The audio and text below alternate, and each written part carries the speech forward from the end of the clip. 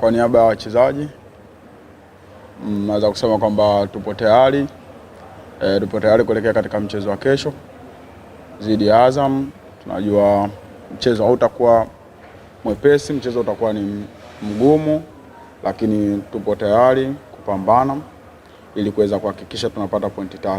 Na naweza kusema mpaka sasa hivi maandalizi yanaweza kusema kwamba yako katika asilimia 90, mpaka itakapofika kesho itakuwa katika asilimia 100 kuweza kupambana katika mchezo wa kesho na kuhakikisha tunapata pointi 3. Ukiangalia katika mechi nyingi zilizopita tumejaribu kutengeneza nafasi nyingi na tumeweza kufunga magoli machache, lakini nachoshukuru kwamba benchi letu la ufundi liliona hilo na kupitia mwalimu wetu